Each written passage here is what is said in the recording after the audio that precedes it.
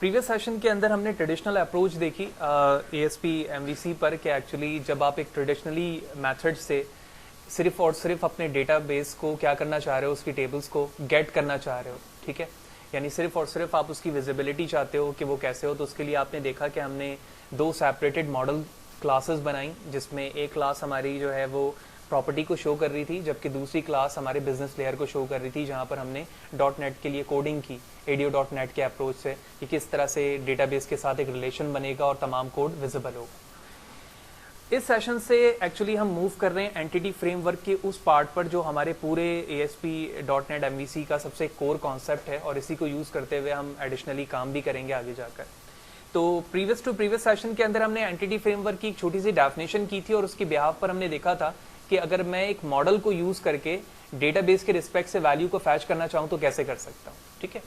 तो अब उसी अप्रोच को थोड़ा सा एडवांस लेवल तक लेकर जाएंगे। तो सबसे पहले एंटिटी फ्रेमवर्क को हम एक दफा फिर से ब्रीफली देखते हैं कि एंटिटी फ्रेमवर्क क्या है, और उसके बाद हम देखेंगे कि एंटिटी फ्रेमवर्क में कितने अप्रोचेस मौजूद हैं जिनको यूज करते हुए आप एक डायनेमिक वेबसाइट क्रिएट करते हैं।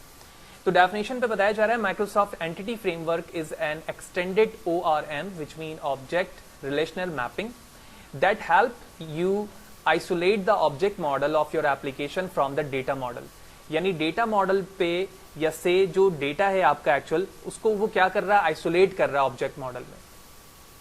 If an object source ORM framework for ADO.NET and is included as part of .NET framework, in using ORM tool, you can focus on a business logic of the application and store data in a database with much less code।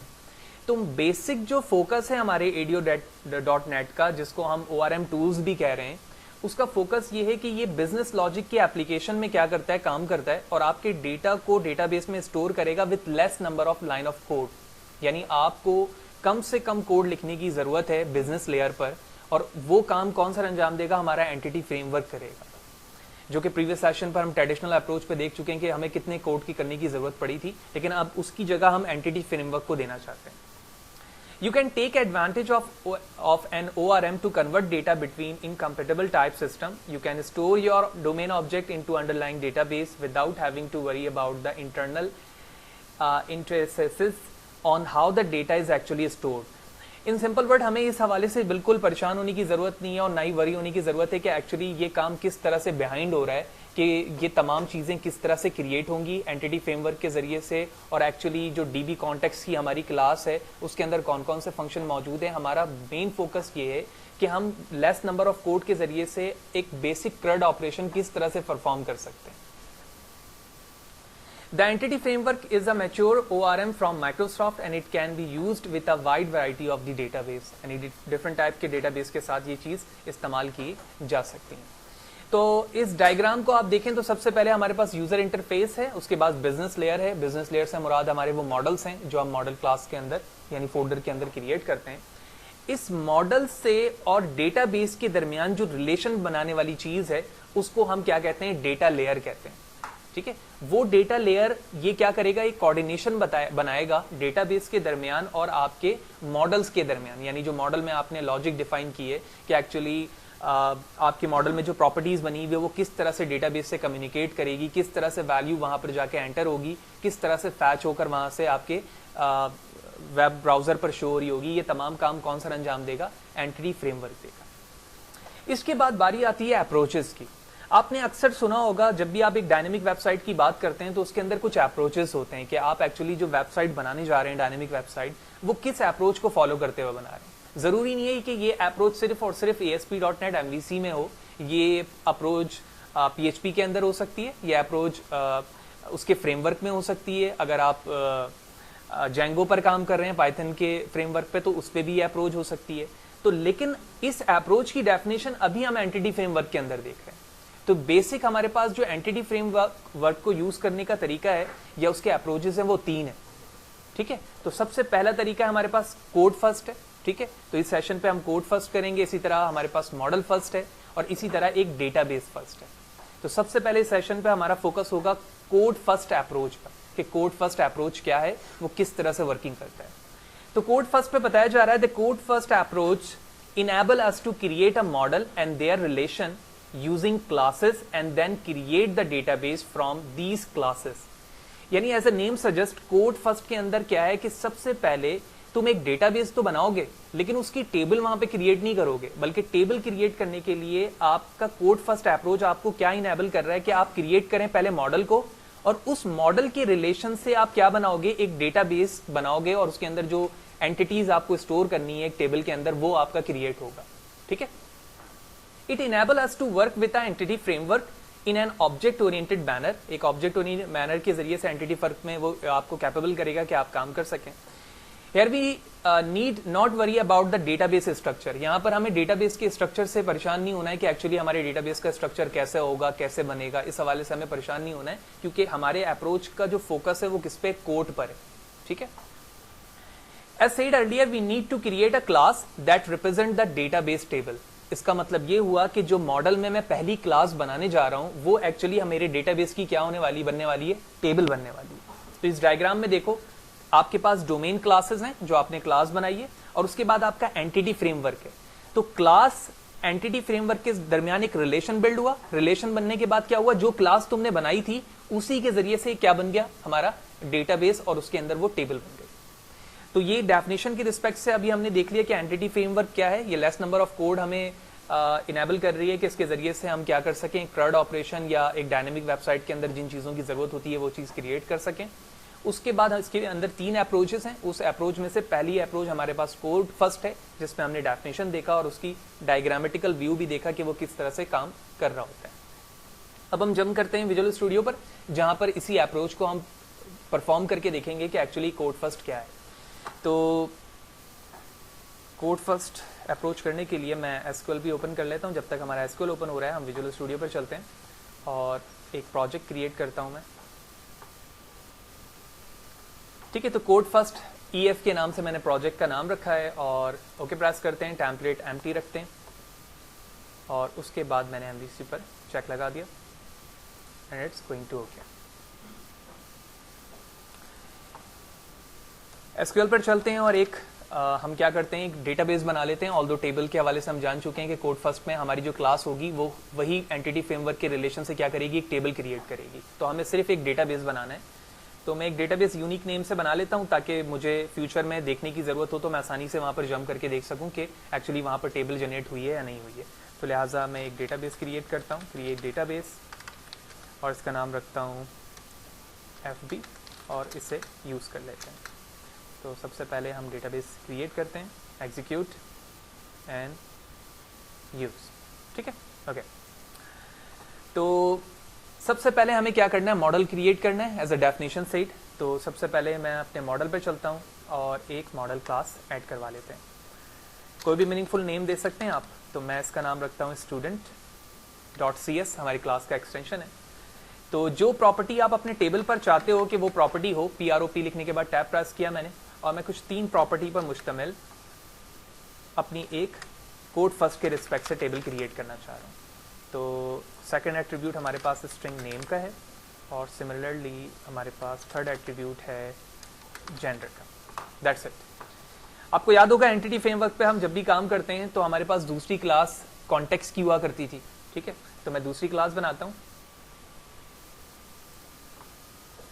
और इसको नाम देते हैं हम student context.cs, enter.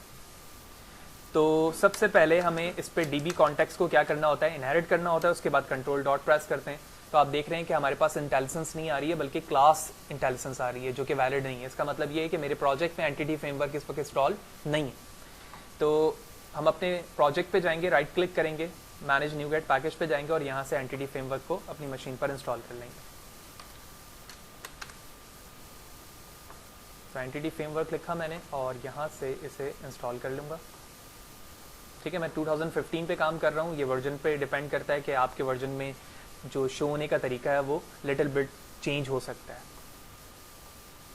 तो it's under process और आप देख रहे हैं कि रेफरेंस के अंदर एंटिटी फ्रेमवर्क यहाँ पर शो होना शुरू हो चुकी है। So it is installed now.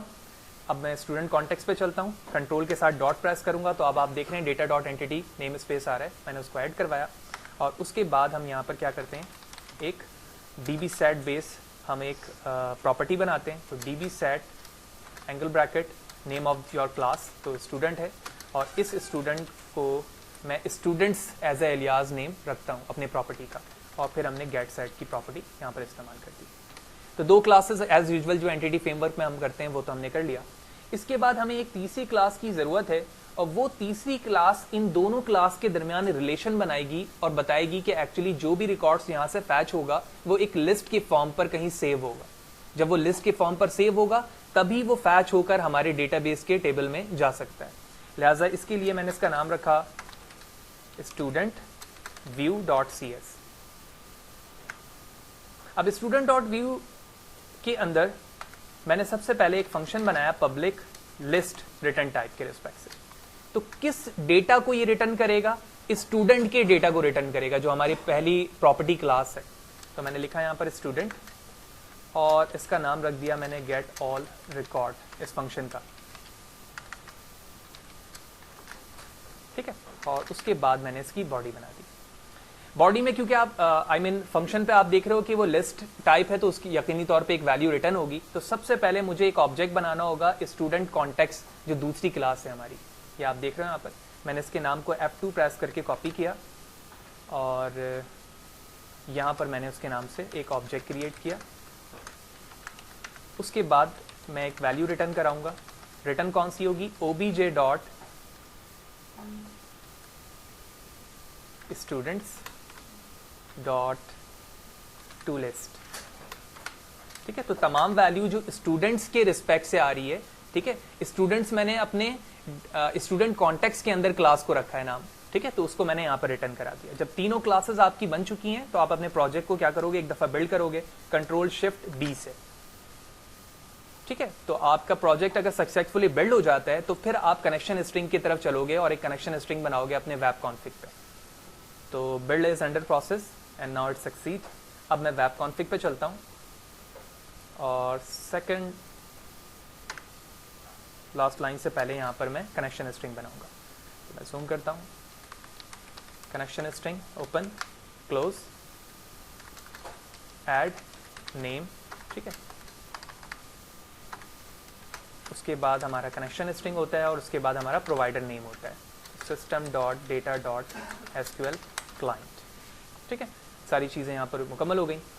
अब हमें क्या करना है, जो जहाँ पर तुम्हारा डेटाबेस मौजूद है आप उससे क्या करोगे? यहाँ पर कनेक्शन प्रोवाइड करोगे ना कि एक्चुअली जो तुम्हारी टेबल बनने वाली है वो किस डेटाबेस में जाकर बनेगी। जैसे मैंने एज यूजुअल अपने एसक्यूएल पे अभी एक टेबल डेटाबेस बना कर रखी है।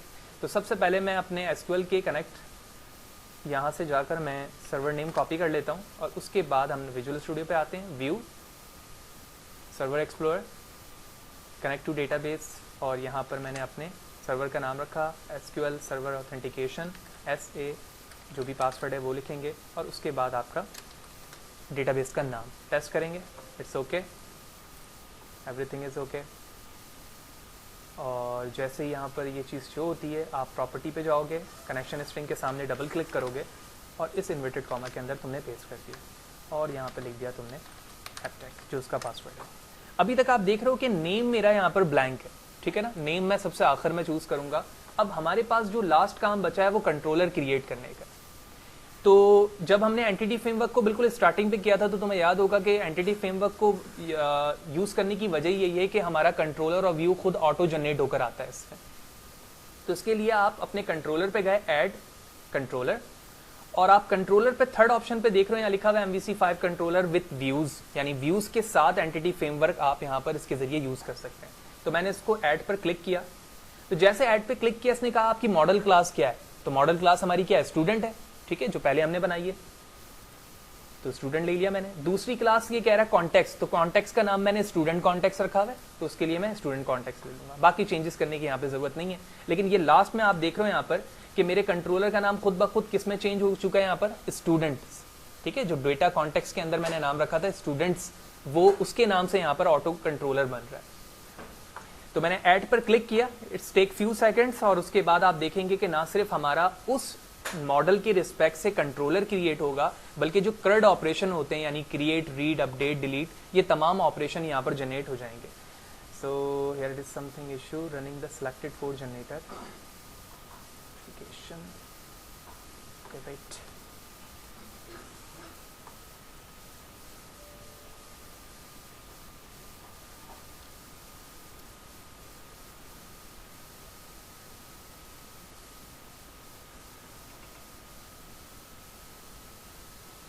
ओके एक चेंजेस की मैंने वो चेंजेस बल्कि चेंजेस क्या की, वो मैंने एम्प्टी छोड़ा हुआ था उसको मैंने फिल किया, वो वेब कॉन्फ़िग था, ठीक है। तो वेब कॉन्फ़िग पे मैंने इसका नाम क्या रखा है, स्टूडेंट कॉन्टेक्स्ट। इसको एम्प्टी रखने की वजह ये थी, सिर्फ मैं ये दिखाना चाह रहा था कि जब हमारे कंट्रोलर क्रिएट होकर आता है तो आप देखते हैं कि उसी नाम से यहाँ पर क्या बनकर आ रहा है, ऑब्जेक्ट बनकर आ रहा है। तो सिर्फ इस चीज़ को समझाने के लिए मैंने एम्प्टी रखा था, लेकिन उसकी वजह से वो एरर था, लिहाजा मैंने क्या किया कि वेब कॉन्फ़िग पे जाकर उसका नाम एज यूजुअल रख दिया। तो जैसे ही मैंने उसके बाद देखो जब क्रिएट किया तो यहाँ पर आप देख रहे हो कि इंडेक्स फंक्शन यानी व्यू के रिस्पेक्ट से चीज़ें लिस्ट में कन्वर्ट होकर आ चुकी हैं। डिटेल के लिए यहाँ पर रिकॉर्ड्स बनकर आ गया आईडी के लिए, ठीक है। कोई रिकॉर्ड क्रिएट करना है उसके लिए मेथड्स बन गया, एंड ओवरऑल तमाम चीज़ें यहाँ पर CRUD ऑपरेशन में जो नॉर्मली पाई जाती हैं वो तमाम चीज़ें यहाँ पर आ चुकी हैं। साथ ही साथ आप देख रहे हो कि एक कंट्रोलर जो मेरे स्टूडेंट के नाम से था उसका व्यू यहाँ पे क्रिएट हो गया है और हर के लिए इनफरादी तौर पर एक एक व्यूज़ यहाँ पर बनकर आ चुके हैं। तो जो हमारा कोड फर्स्ट अप्रोच था वो वर्किंग के रिस्पेक्ट से यहाँ पर क्या हो चुका है, रेडी हो चुका है। अब हम अपने प्रोजेक्ट को लॉन्च करते हैं और देखते हैं कि क्या वो CRUD ऑपरेशन सक्सेसफुली परफॉर्म कर रहा है जिसके फोकस पर हमारे प्रोजेक्ट को क्रिएट करना था। तो लेट्स सी, कंट्रोल F5 करता हूं। तो सबसे पहले हम अपने कंट्रोलर का नाम लिखते हैं और उसके बाद इंडेक्स और see the list of your table, क्योंकि उसमें कोई रिकॉर्ड मौजूद नहीं है, हमने सिर्फ डेटाबेस ही क्रिएट किया था SQL पे। तो आप देख रहे हो कि नेम एंड जेंडर के नाम से यहाँ पर वो एट्रीब्यूट बनकर आ गई जो हमारे स्टूडेंट बिजनेस लेयर के अंदर पहली क्लास थी स्टूडेंट के नाम से। तो मैं क्रिएट न्यू पर चलता हूँ, ठीक है। जैसे मैंने क्रिएट पे किया, देखो क्रिएट का व्यू आ गया। तो मैंने क्रिएट के फर्स्ट पे लिखा, ठीक है, फर्स्ट रिकॉर्ड को इंसर्ट करवा रहा हूँ। तो आप देख रहे हो फर्स्ट रिकॉर्ड यहाँ पर इंसर्ट हो चुका है। मैं यहाँ से इसको एडिट कर सकता हूँ, ठीक है। साथ ही साथ मैं उसके डिटेल को देख सकता हूँ और साथ ही साथ मैं उसे डिलीट भी कर सकता हूँ। लेकिन अब फाइनली हमें कहाँ पर जंप करना है, अपने डेटाबेस पर, और इस FB के अंदर जाकर देखना है कि यहाँ पर टेबल क्रिएट हुई है या नहीं हुई है। लिहाजा इसके लिए मैं डेटाबेस को एक्सपेंड करता हूँ और अपने डेटाबेस को रिफ्रेश करूँगा और उसके बाद हम इसके टेबल को ओपन करेंगे and here it is your table. तो आप देख रहे हो कि सक्सेसफुली हमारी टेबल बन चुकी है। मैं राइट क्लिक करता हूँ अपनी टेबल पर dbo.students के नाम से और सिलेक्ट करता हूँ उसकी रिकॉर्ड्स को and here it is your record. तो ये ओवरऑल डेफिनेशन और वर्किंग थी हमारे कोड फर्स्ट की बाय यूजिंग एंटिटी फ्रेमवर्क। और आपने देखा कि आपने अपने MVC अप्रोच पे कोडिंग के जरिए से क्या किया, टेबल क्रिएट की, ठीक है। तो ये पूरी एक अप्रोच है जिस अप्रोच को फॉलो करते हुए आप पूरा एक वेबसाइट क्रिएट कर रहे होते हो। जहां जहां डेटाबेस की जरूरत होती है आप इस अप्रोच को क्रिएट करते हो और उसके बाद साइमल्टेनियसली डिफरेंट टेबल्स पर काम करते हैं, रिलेशन बनाते हैं एंड सो ऑन। जो प्रोसेस हो सकती है एक डेटाबेस के अंदर वो आप क्रिएट कर सकते हो। तो फाइनली एडिट करके भी हम देखते हैं। तो मैं एडिट करता हूँ और इससे कर देता हूँ हुसैन, सेव करते हैं, ठीक है। सेव करने के बाद दोबारा मैं आ गया और टेबल को रिफ्रेश करता हूँ, दोबारा राइट क्लिक करते हैं एंड हियर इट इज। तो एवरीथिंग इज ओके। जो चीज़ आप वहाँ से चेंज कर रहे हो वो भी कर सकते हो और इसी तरह मैं चाहूँ तो अपने रिकॉर्ड को यहाँ से डिलीट भी कर सकता हूँ। That's it.